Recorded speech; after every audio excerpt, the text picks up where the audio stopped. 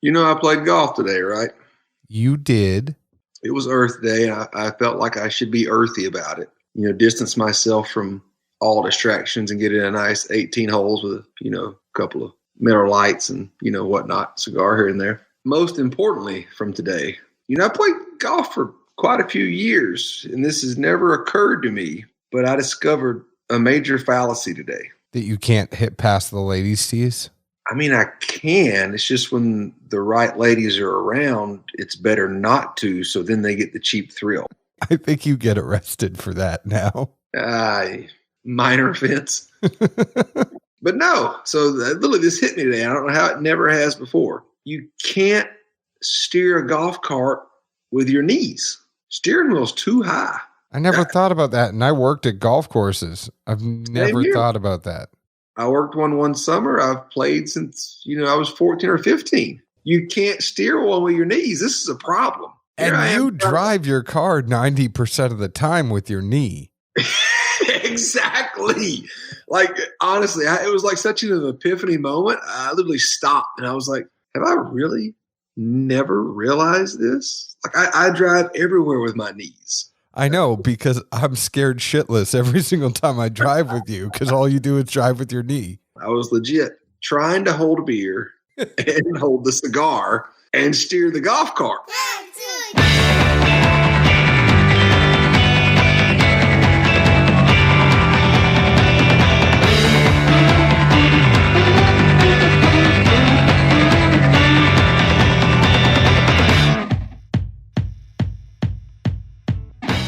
Hello, everyone. My name is John Edwards, and with me virtually is Zeke Baker, and together we make the Dad's Drinking Bourbon. Wherever you are, whatever time it is, thank you for making us a part of your day. Hello, Zeke Baker. Hello, big cat. How are you? I'm good. You figure out those headphones there? Man, I'm surprised nobody's commented on that, because like every time we do a show, I inevitably end up staring at them like, which one goes in which ear? The L goes in your left ear and the R goes in your right ear. Hey, look here, buddy. One hand makes the L, one doesn't. This is going to look a lot better when we're actually doing our streaming show, which is coming back. Now, this is going to come out next week. We are preparing for tomorrow to have our first streaming show. It's sponsored by our good friends at Dry Duck. We're bringing it back. It's going to be a little bit like Late Night meets the bourbon community, and we're super excited. It'll be on Facebook and YouTube, and you'll be able to watch the replay. We're going to have special guests on, whether or not they are people in the industry or just people in the community or, whatever it is. Are you a comedian? Are you a musician? You want to close out the show? Hit me up. We'll get you on. If you're a magician, maybe you own a big cat park and you want to show us some tigers, like whatever it is, we need some variety in this show. It's just supposed to be a whole bunch of fun. Whenever I tell people we need variety in the show, I'm just thinking of somebody besides you. Well, I've thought that about you for a long time, but maybe that's why you stay home sometimes. You're like, I need some variety. I'm just going to stay home.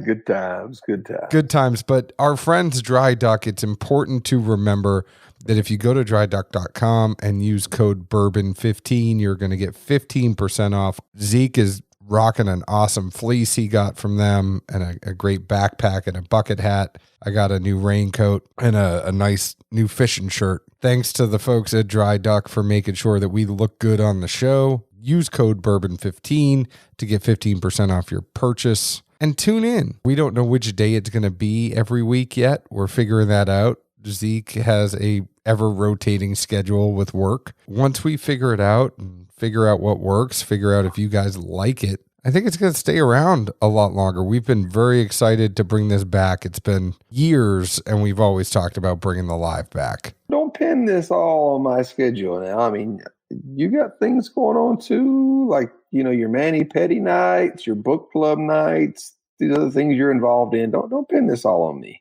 I may have a petty night, but I don't have a book club night. Yet. I would read. Don't you want to be learned? I mean, I've always heard the only reason that a male's at book club night is not for the books. What if we do a dad's book club night? About what? Oh, read a book. What's the last book you read? Levon Helm's story, This Wheel's on Fire, autobiography about the band.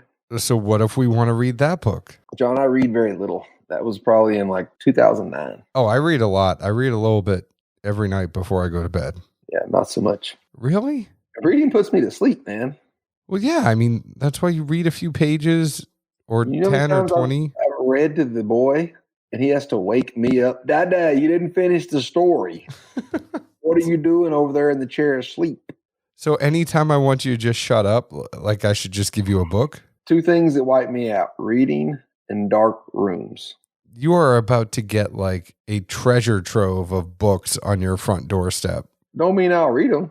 I hope so. You leave me that and I'll leave you a treasure trove on your doorstep too, on the side where there's no door cam. I actually got a wedge. So now it covers the whole door. It brings it out 45 degrees. Sorry, you're in trouble now. I'll find a way. Don't you worry. You're going to climb up the side just to get past it. Oh, yeah. Don't worry. Before we get started, I want to let you know today's show is sponsored by our good friends, CaskCartel.com, changing the industry standard as to how you get your alcohol. Now more than ever, I know places are starting to open back up, but people are still a little bit more cautious. So make sure you get your liquor delivered directly to your door with CaskCartel.com. They have whatever spirit you need. Obviously, understand it is online retailing, so some of that allocated stuff might be priced a little bit higher, but your daily drinkers, the stuff you want to have delivered to your door, that's going to be stuff that's pretty reasonable. So go to CaskCartel.com. They are like the Amazon of the spirits industry. What they're doing is they are hooking you up with other retailers that will send it directly to you. That's what they do. They have vodka, gin, whiskey, rum, bourbon, whatever it is. Cask Cartel has it. Follow them on Instagram at Cask Cartel. They're always doing giveaways for their people. Zeke, tonight we are drinking. Now, in full disclosure, this sample was brought to me to my doorstep by a good friend of ours, Heath Clark, who owns H Clark Distillery, and he left me this sample. So it was in the beginning of all of this, and people in my family, we were sick. He came down and he left me a bottle that was a single barrel and then at 100 proof, and then he also left me this 4-year 134.6 proof single barrel. It is barrel 16007. It's 4 years old. It was a high proofer, and he said, John, this is something that's a little bit different, and you probably haven't seen this before. Left it on my front doorstep for me. I was super excited, but I've been waiting. That bottle's long gone by now, but this sample I've been waiting to share with you. I will say, you are the only person that I know that thought they had the corona, and turns out it was just a herniated disc. I still think I had it. I never went and got tested because I didn't leave the house. I was You're trying to get government money at this point. Do you get government money for it? I mean, I wasn't trying to do anything. That was your rationale here. It was like, I had the COVID and it gave me a herniated disc. No, I mean, my daughter had a fever of over 103 and I had super bad shortness of breath. But I mean, I think it affects everybody differently. I don't know. I could have just had a respiratory infection. Who knows? You never know. That's the crazy thing. Were you going uphill or downhill? Both. I literally have to sit there sometimes and go, is it because I'm fat? Is it because I have asthma, or was it the COVID? I don't know. I mean, it wasn't my typical like asthmatic shortness of breath. And I mean, I know I'm a big guy, but none of it was normal. Like there was normal shortness of breath I expect as a big guy. There's normal shortness of breath that I expect as someone who has athletic induced asthma, but none of it was like that. It hurt. I'm trying to think of the, what's the movie where the kid he hits the inhaler like 2 puffs, then chunks it and has like a swagger kick, and then goes to hit on some chick? Is it The Sandlot? No, I don't think it is. Or Heavyweights? No, I think it's newer than that. It's in a movie, I swear it is. Like kid just hits the hair like and like just chunks it, like rolls it. Oh, it's a character named Allegra, the fat dude from like Two Men and the Something's in there. His name's like Kevin something. The thing with Will Smith, where the fat guy gets the hot girl. It's not Cameron Diaz, but it looks like her. Hitch? Yeah. I had to think Zeke Baker here because as we're here and as we're able to use computers a little bit more, which we never really had on our show, I had to think about like when Zeke says this is a newer movie that came out. Hitch came out in 2005. Thankfully, we have been together so long that I understand when Zeke said this is a movie that recently came out. I know recently came out for Zeke Baker is 15 years ago. That means post high school. Anyways, what do you think about this whiskey from Heath? Nosing it, the first thing that really just just jumps up in my face hard is just very rich oats. There's some chocolate in there, some caramels. I kind of thought about like a raisin candy thing, After that, you definitely can tell there's still some white dog hanging around. And behind that, I kind of went into Frosted Flakes a little bit, just in the sense of kind of, moving from what I got initially into the white dog, into that corn hanging around, then a kind of a malted presence. And that's really where I wound up with this, as far as like the white dog and the Frosted Flakes. I'm really with you on the nose, like oat forward, oat and malt forward, a little bit of chocolate in there. I do get a little bit of that candiness to it as well. It's sweet. The tail end of the nose is sweet. For 134 proof, I am not getting a huge singe on the nose, nor am I getting a huge singe on the taste, which is funny. I think it's like that hint of maybe white dog you get. I think some of it is to do with the proof, not necessarily a young citrusy tasting thing to me.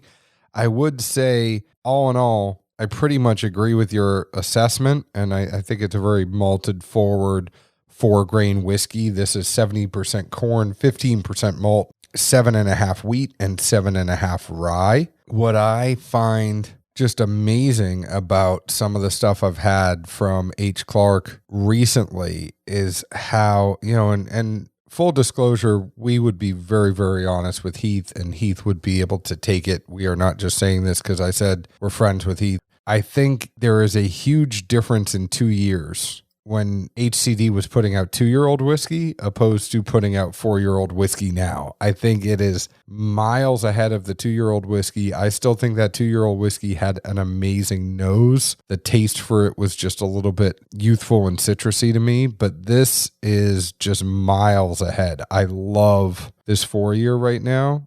He does have a unique still at HCD as well. It's just incredible what a couple years does for a whiskey in a barrel. So for palate, like you, I got a pretty solid kick out of this in the front end. It jumped up and gave me a 1-2 punch. It wasn't overwhelming, but you knew you were working with high test, so to speak, and definitely a 134.6 would be in that range. Beyond that fair kick, we kind of again went oatmeal-y. It was still somewhat thin, I thought. And then behind that, I got a pretty good chocolate linger. I mean, it hung around well. I think the only thing that was just a little bit out of whack was that first punch. It butt hooked you a little bit. When you taste this the second time around, you're more acclimated and used to it. But if you were having this in a blind, and like we said, where the nose really doesn't give any hint of the proof at all, it's pretty, inviting. And then you get a little nip, and it's, hello. See, I didn't get that at all. And normally, I'd be the one who's saying something over a high proof whiskey. But I think it's funny, the stuff that you think is really hot. I mean, I could tell it's a higher proof whiskey, but I didn't feel like it was over 130. Like it didn't button hook me like that. It was just, oh yeah, that's probably in the high 110s or the low 120s.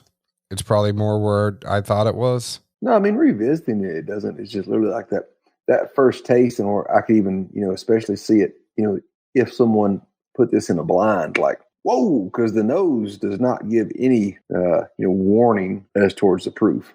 I don't necessarily agree with you on that, but it's okay. We all have different palates. I definitely, agree with you on the beer note, kind of like it's funny, I wrote down BIER, that kind of beer, but it's very forward here. And again, this isn't a plug, but for anyone that doesn't know, H Clark does a black and tan. Tasting this, you can't think of a better synergy. I mean, the oats, the chocolate, the beerness to it, ebony and ivory, destiny. I don't know. Well, and the price of that black and tan too, it's nice in the low 30s that you need a daily drinker. That one is got tremendous amount of flavor, tremendous amount of beer flavor, and it goes down very easy. But another thing that kind of hits me coincidentally here lately, I've revisited those Spirits of French Lick bottles we had, and both those were kind of younger and beer forward as well. And as I just kind of casually drank them without being diagnostic, so to speak, more and more that beer kind of kicks up. And you pick up on those oats and those chocolates and their flavors. And, at least my mind really has to say, like, all right, are these the right congeners that, assuming you're in a good barrel with good staves and, whatnot, this is what would tell you there's promise in what's coming ahead, I'm not saying I don't think either of us are smart enough to really pinpoint those kind of things. But I mean, I got to feel like when you taste those flavors and what is a younger product, that all right, like we're on the damn right track. We just need Father Time to do its thing, and we're going to be sitting pretty, hopefully sooner than later.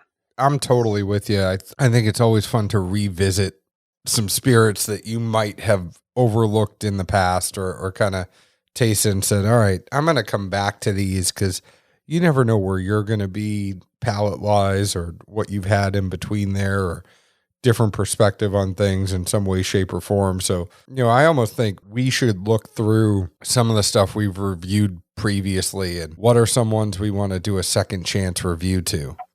Well, another thing, back to the H Clark we have here, and do they do cask strength now or no? I can't remember. Well, I mean, this is 134.6. No, I'm saying, is it available in the market? I really can't remember. Yeah, there's a few. There's not a whole bunch of them, but they do have some. Okay. My thought also was, some of the stuff we've had in toasted barrels, profile that yields. I really wonder how this mash would turn out in a toasted barrel as opposed to a charred. Well, I almost wonder some of those malt forwards, and when you put it together and it's very cereal-like, you think like toast goes with cereal opposed to char, and you wonder if that's going to impart kind of a different taste on there than you would get from putting that charred barrel on there. The Cooper's Craft, the Michter's Toast that we've had, to me, both of those, the things that are common about them, they definitely would mesh well with the profile here. I think, at least. I totally agree with you, and I think it's something we should ask Heath about. I mean, it might take 2 or 3 years, but this could easily be a big DDB pick. You never know. You never know. Can we stamp?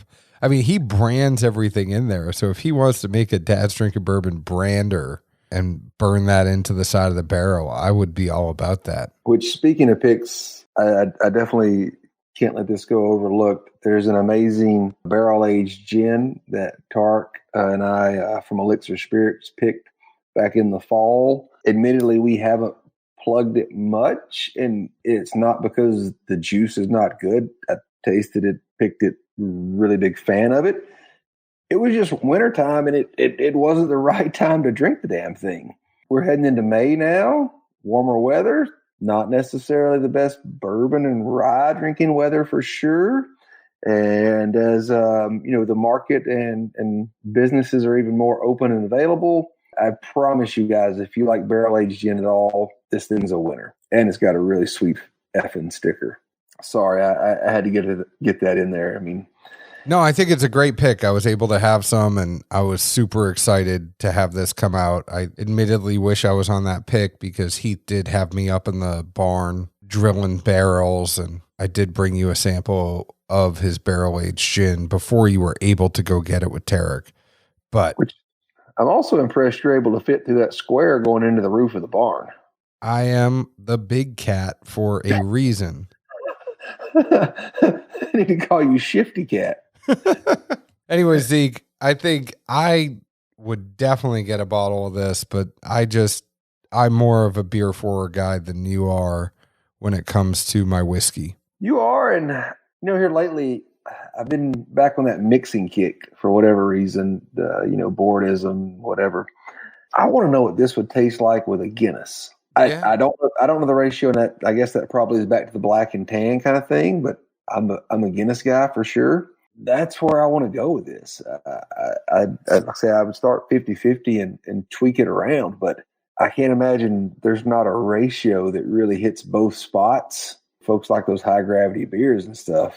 Granted, it'd be cut some, but 134.6 going into a Guinness, you're working with high test there.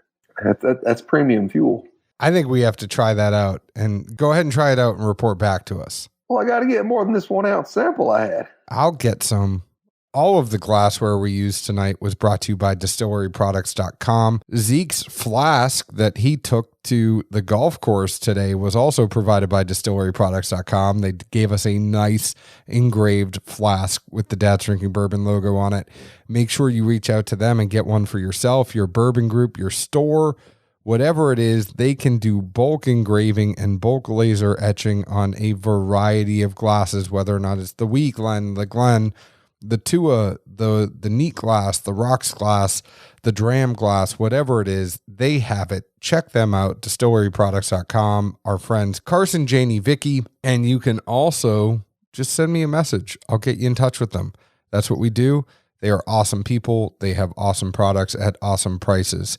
Zeke, the people can find us on Facebook at Dad's Drinking Bourbon, Twitter at Bourbon Dads, Instagram at Dad's Drinking Bourbon. You can download us wherever you download your podcasts. Find our new live stream show on Facebook and YouTube, sponsored by our friends at Dry Duck. Use code Bourbon15 for 15% off your purchase. Zeke, where else can the folks find us? I think I'm going to go invent the H Clark bomb. Do it. Shot of this, drop it in the Guinness, and go. Other than that, you can always find us in good old Music City, USA. Cheers. Ciao.